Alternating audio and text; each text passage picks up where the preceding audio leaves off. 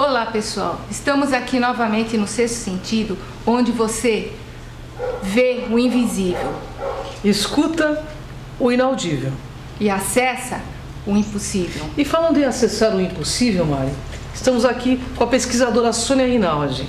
Sônia Rinaldi vai contar alguns casos interessantíssimos e reais de transcomunicação instrumental. Tudo bem, Sônia? Tudo. Novamente aqui com você, uma honra, né, Sônia? É uma honra estar com você. Obrigada.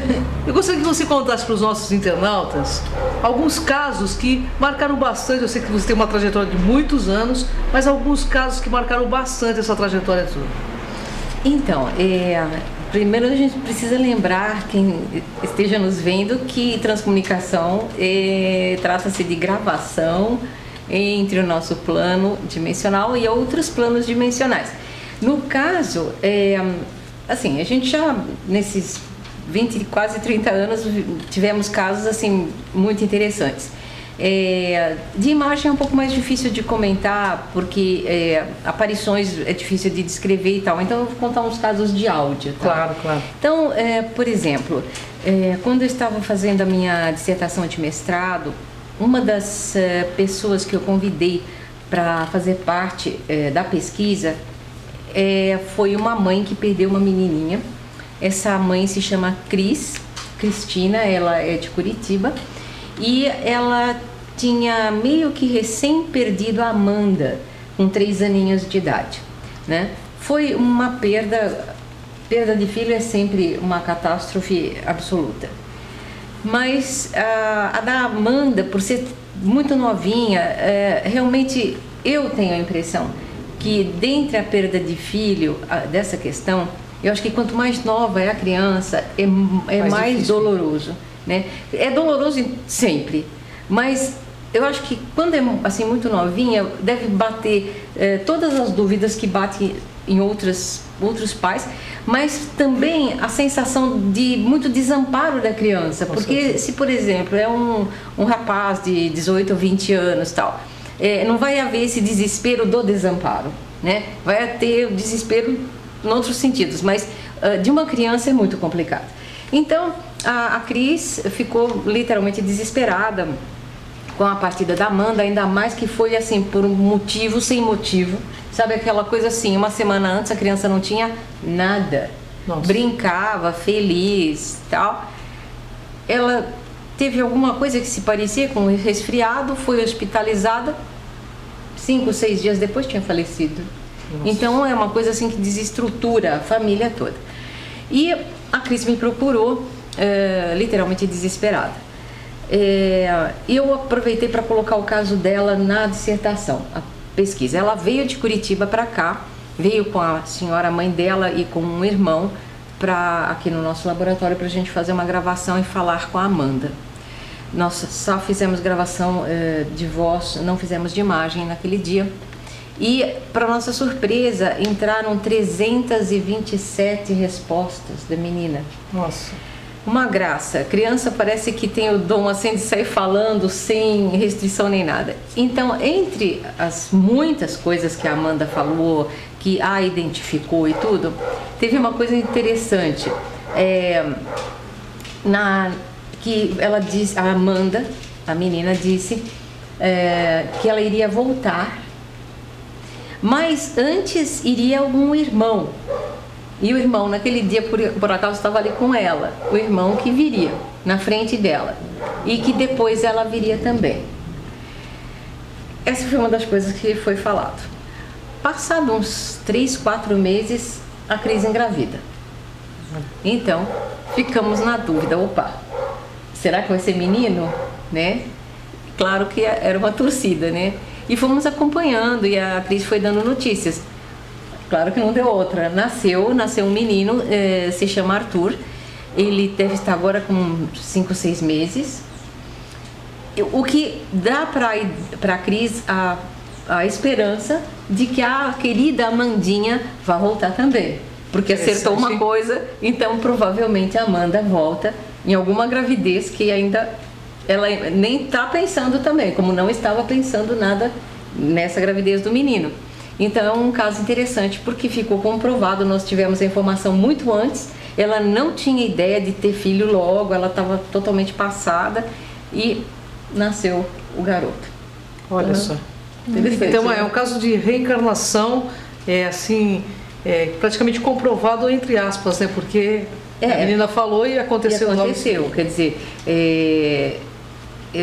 nós ficamos assim muito surpresos, né? Quando ela informou que ela estava grávida e tal, então foi uma prova bem interessante, né? Esse foi um dos casos. Interessante que você falou uma coisa, reencarnação, porque fica sempre aquela dúvida, né? Se existe a reencarnação ou outra, porque muitas das religiões falam que não existe, outras existem, então realmente vem a comprovação científica de que tem reencarnação. Porque senão não teria comunicado em transcomunicação, né? Exato, e o fato dela ter antecipado que ela voltaria, isso significa, isso é um caso de reencarnação que vai acontecer ainda, né? Quando ela voltar, e ela antecipar a notícia de que um menino viria na frente, né?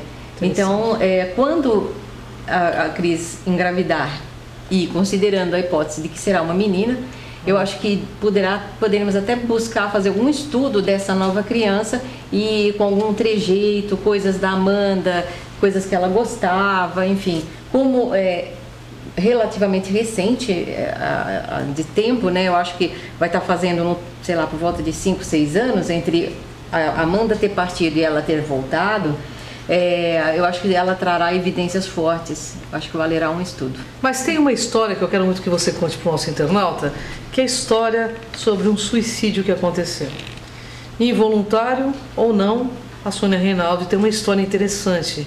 Gostaria que você contasse a história desse suicídio e que a mãe veio te procurar. Isso, Na verdade, assim, as pessoas suicidas costumam ter um estigma que, sabe, não pode, enfim, as religiões em geral interpretam o suicida de uma forma muito feroz, né? E algumas experiências que nós tivemos, em particular essa que a Cris está levantando, nos mostra que nem sempre o suicida tem toda essa culpa que põe nele, ele realmente é quase um marginal, né? Esse caso foi assim, relatado pela mãe, que me procurou depois da partida da filha. A filha tinha 32 anos, morava com a mãe em Belo Horizonte, e ela tinha problema de depressão muito intenso, ela vivia direto com sedativos e tal, a ponto de que para ela ir no banheiro, 2 pessoas precisavam levar, uma de cada lado, tal a menina ficar assim sedada o tempo todo. Ela já tinha falado em suicídio várias vezes, mas a mãe sempre em cima, sempre olhando, sempre acompanhando. E eis que um dia, numa distração, a mãe foi para a cozinha. Quando voltou, ela não estava na cama e tinha se atirado pela janela. A mãe ficou, claro, além da perda, ainda com o processo de culpa, né? Os pais sempre arranjam um jeito de se sentir culpados, né? Já que é para terminar de acabar com o negócio. E arrasada, se sentindo culpada da filha ter se suicidado. Me pediu ajuda e tudo mais. Fizemos uma gravação e, para nossa surpresa, além da comunicação da jovem, ainda entrou uma voz completamente inesperada, uma voz masculina com um sotaque até interiorano, que falou algumas coisas. Entre elas, ele disse: "Eu que atirei a louca pela janela". Então, na verdade, se percebeu por esse caso que era um caso de obsessão e não um caso de um suicídio, como se tivesse sido ideia da própria moça. Na verdade, ela foi realmente induzida, ela foi levada até a janela e praticamente jogada. Então, isso é um alerta para a psiquiatria e tudo, que muitas vezes se limitam a dopar o paciente, ignorando essa parte espiritual. Com certeza. Na verdade, ela era obsidiada, ela não era louca, né? Por isso que Einstein dizia o seguinte, Mari: a ciência sem a religião é manca. mas a religião sem a ciência é cega. Eu creio, Sônia, não sei no seu ponto de vista, que o futuro da humanidade é que haja uma conexão real entre ciência e essa religião, entre aspas, para que busque a verdade e poder ajudar as pessoas, né? Eu diria assim, que eu acho que no dia que nós tivermos a verdade, bastará, não vai precisar de religião. Com certeza, né? É verdade. É libertadora, né? Sônia, mas temos mais aí algum caso daquela pessoa que entrou em coma, sabe, Mari?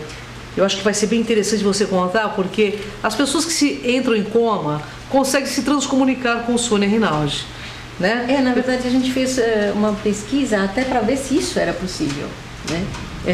Era uma hipótese. Era uma hipótese. Não tínhamos certeza que pessoas em coma poderiam se comunicar. O que nos leva a imaginar, depois desses casos que foram gravados, que qualquer circunstância que deixe, digamos, a consciência ou o espírito assim meio frouxo, certo, como é o caso de pessoa em coma, porque a pessoa estando muito tempo sabe, entre a consciência e a inconsciência, ela fica com essa facilidade de se desprender. Então, tem várias doenças que deixam num estado parecido, como, por exemplo, o autismo, Alzheimer, a pessoa anestesiada, hipnotizada. Eu acho que são várias circunstâncias que deixam a pessoa em condição de sair do corpo e fazer uma gravação. Que interessante. Né? E a gente fez isso numa área de uma UTI, de um hospital. Nós tivemos a parceria, a ajuda de uma médica. Olha só. Essa nossa amiga também tinha já feito curso com a gente, sabia gravar, então nós fizemos uma parceria. Ela ia e fazia a gravação lá na UTI, né? Ela dava um jeito de usar o notebook e ninguém ficava sabendo que ela estava fazendo gravação, né? Ficava imaginando que ela estava lá pegando receituário, qualquer coisa assim. E ela fez as gravações, daí ela trazia e daí eu ouvia e tal. E aí foi uma surpresa, porque entre as coisas muito interessantes que a gente conseguiu obter, porque era uma área infantil, né? E a gente gosta de gravar com criança, porque criança parece que não tem muito parâmetro de limite. Eles não têm muita censura, né? Exato, eles já saem falando. Esse daí eu escutei, eu achei maravilhoso. É muito engraçadinho. É uma graça, eles parecem que não medem muito. O adulto já é meio temeroso, né? Então, um dos casos interessantes foi quando um garoto disse na gravação: o meu avô veio me ver. E, na verdade, a médica, essa nossa amiga, estranhou, porque ela nunca tinha visto visita lá. E são crianças que estão já há muitos anos, são casos crônicos, então praticamente estão quase abandonadas no hospital. Não é caso em que a pessoa fica pouco tempo no hospital e recebe visitas. Essas crianças não recebem. E ela estranhou. Mas depois, num momento, ela perguntou para uma enfermeira se tinha vindo alguém. E a enfermeira falou: veio sim, veio o avô da criança. Então, é uma prova de autenticidade da comunicação, porque a médica não sabia. E a criança em coma, inerte, parada, foi quem comunicou. Olha, que legal saber que as pessoas que vão, né, embora daqui, né, nesses momentos de doenças, também nos amparam, vão fazer visitas, né, Sônia? Exato, quer dizer, na verdade, isso também é importante para os médicos tomarem conhecimento que quem está em coma não é um vegetal, como muitos supõem, pensando que lá está um pé de alface. Não, na verdade eles ouvem, podem se manifestar se dada a condição para ele. Na verdade, se ele tiver condição, ele vai poder fazer narração, inclusive. Inclusive, até vimos nesse veio de pesquisa, que infelizmente não dá para a gente fazer tudo, claro, mas vimos a possibilidade de dar voz a um paciente que não pode falar. Ele dizer, por exemplo, se ele tem dor. Olha que interessante, né? Ou se alguma coisa está incomodando, se ele gostaria de ouvir uma música. Isso pode ajudar muito, inclusive na recuperação do paciente, né? Exato. Até casos que possam ser reversíveis, eu acredito que o paciente poderia ajudar a equipe médica. Com certeza, exatamente, né? Porque você vê que os médicos falam para a família estar presente, conversar com eles, porque eles estão ouvindo. Já até na própria ciência já está fazendo isso. É verdade. Sônia, mas você tem mais algum caso para a gente terminar esse programinha, né? Olha, bom, a gente tem vários, né? Quer dizer, eu me lembro também de um outro em que, por exemplo, filho de uma amiga nossa, a Lu, o Gustavo, numa das primeiras comunicações dele, ocorreu num curso, né, num workshop. E eu estava ouvindo, testando junto, e ele disse, a tia Lídia está aqui. Então eu imediatamente perguntei para a mãe, que estava ao meu lado, perguntei: você tem alguma falecida, né? Alguma parente Lídia? E ela ficou pensando e pensou, ela falou: não tenho. Daqui a pouco ela: Elídia. Não era Lídia, era Elídia. Eu que tinha escutado mal, porque Elídia é uma coisa muito incomum, né? Lídia é mais comum. E depois, numa outra comunicação, ele falou da avó Justina, e realmente a avó era Justina. Então, eu acho que são pequenas coisas que vão autenticando o trabalho. Contra fato, gente, não tem argumento, né? Mas tem uma coisa que aconteceu com o meu nome envolvida. Eu gostaria que a Sônia Rinaldi relatasse isso aqui. Também foi muito interessante. Nós temos vários seres, né, que não são espíritos, que fazem parte do comando, conforme eles mesmos se identificam. E nesse comando, 2 ou 3 que a gente sabe o nome, um deles é o Narisha e o outro é o Orátor, né? E quando eu estava compondo a organização do nosso instituto de pesquisa, eu ia pôr o nome da Cris, e eu fiquei pensando que função que ela teria no nosso instituto, porque eu queria ela de qualquer jeito, né?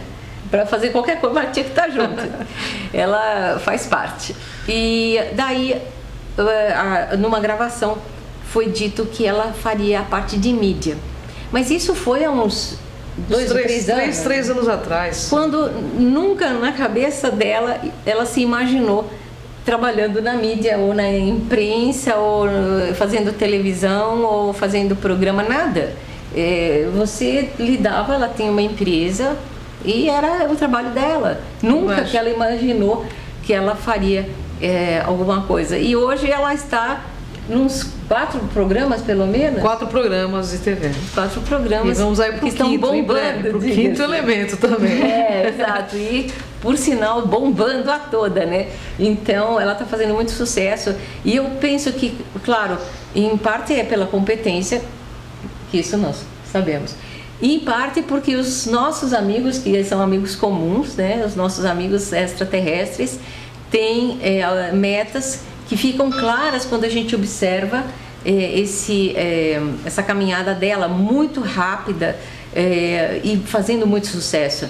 Um sucesso literalmente inesperado. Inesperado, porque na realidade eu só falo a verdade. Eu não vou lá para fazer, eu não sou nem um pouco hipócrita, digo que o normal é ser diferente, porque quem que é igual, né, Sônia? É verdade. E olha, Narisha acertou isso há 3 anos atrás, significa que eles também têm condições de ver o tempo em uma linha reta, onde passado, presente e futuro se fundem em uma coisa só, né, Mari? Com certeza. Agora, Sônia Rinaldi tem um monte de casos, mas ela vai falar com a gente em outro sexto sentido.